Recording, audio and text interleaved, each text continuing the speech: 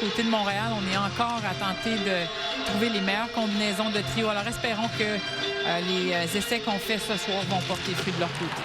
Alors voilà, c'est parti avec Montréal qui a son chandail sable. Et du côté du Frost, eh ben, on est en mauve. Alors, bon match à tous. Et là, c'est la montée de Chijova qui a passé sur Kursalem, mais deux joueuses dans le filet, mais pas de rondelle. Bien fait de la part de la joueuse du Minnesota de continuer à patiner jusqu'au filet adverse. On vient d'insérer justement Greg, cette 13e attaquante, aux côtés des deux joueuses mentionnées. Alors, Stacy qui avait eu une belle occasion là, dès le début de cette action. Et là, c'est Poulin. Poulin qui s'amène, se retrouve face à le but! Ah ben, quand on parle de jouer avec autorité, c'est exactement ce qu'on veut dire. On va la revoir ici. C'est une rondelle qui est placée le long de la rampe. Simplement une situation d'un contre un. Et dans son pivot, Steckline se fait battre par Poulin qui réussit aussi à entrer à l'intérieur. Elle voit cet espace. Tout de suite, elle le prend pour se donner de l'espace pour décocher son tir. Étant gauchère, ça a été très difficile pour Steckline de l'atteindre au niveau de la palette. Un bon lancer. Et qui sera repris un peu plus loin par Steckline.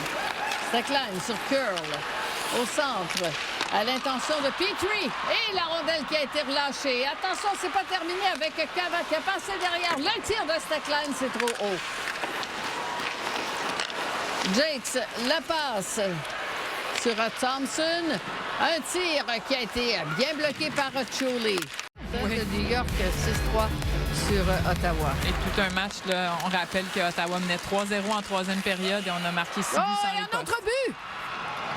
Et cette fois-ci, c'est Stacy, je pense, qui a réussi à pousser la rondelle dans le fond du filet. La défenseuse Buckbinder, juste ici, elle va simplement la ramener devant le filet, pousser juste au bon moment du revers. Stacy le frappe la tige, mais ça va continuer son chemin jusque derrière la gardienne Rooney. Ici, quand même, Rooney va être déçu d'avoir accordé ce but. Aurait eu la possibilité de bloquer cette rondelle avant qu'elle ne se rende devant le filet. Puis, bouscule Zumwinkle. Rondelle qui est arrivée dans les patins de Youngbloom. C'est repris par Zumwinkle. La passe devant le tir et le but. Panek de son revers. Une passe précise de Zumwinkle.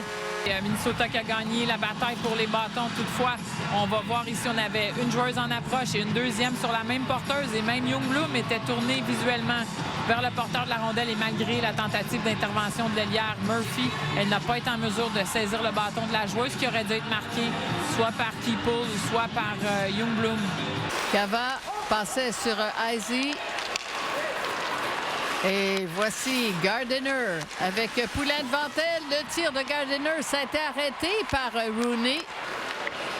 Et on se retrouve à l'autre bout avec une rondelle dans les patins de Butterack. Butterack qui a été bousculé, la rondelle qui a hésité.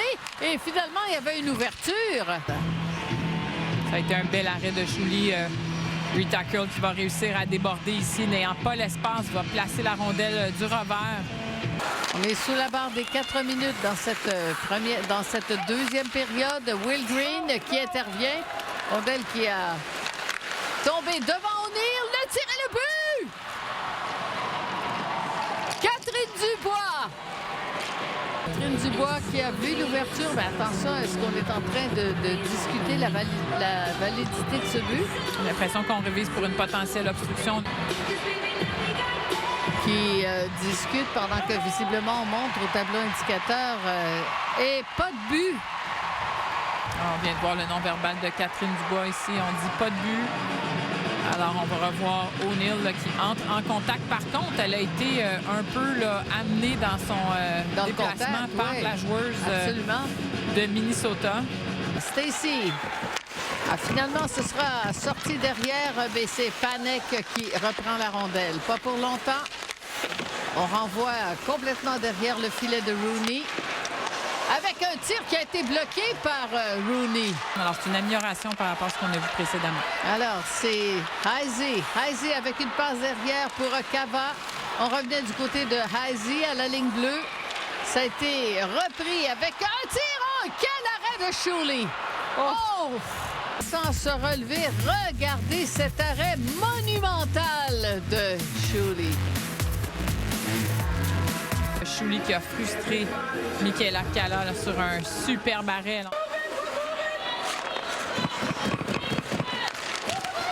Et c'est ressorti pour Poulain. Poulain qui cherche le partenaire, c'était Stacy. Poulain, le but! Marie-Philippe Poulain qui prend le retour. Alors, encore une fois, une remise dans l'enclave du côté de Minnesota. À maintes reprises, on s'est fait prendre et malgré le plongeon de Rooney, Poulain là, qui avait gardé les yeux sur cette rondelle tout le long, va la pousser du revers à bout de bras dans le haut du filet. Alors, c'est là qu'on voit une qualité de marqueuse. De beaucoup de joueurs auraient simplement poussé la rondelle et probablement auraient été stoppés par la gardienne Rooney. Alors, ça fait du bien. Comme tu le disais, on a quand même marqué dans les dernières occasions lors des matchs précédents. Pas eu beaucoup de pénalités dans ce match-ci. Ambrose jusqu'à Barnes. Stacy. Encore une trentaine de secondes à 5 contre 3. Barnes l'a tiré le but!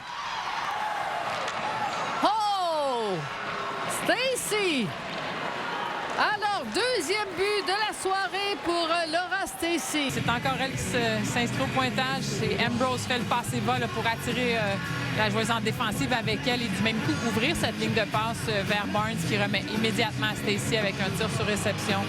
Alors, on arrive en retard du côté de la défensive de Minnesota et également de Rooney. Stacy qui a un tir vraiment dévastateur. Non, ce sera une situation difficile pour Minnesota alors qu'on entend la sirène et Montréal qui remporte une victoire. Un bon match de la victoire, justement.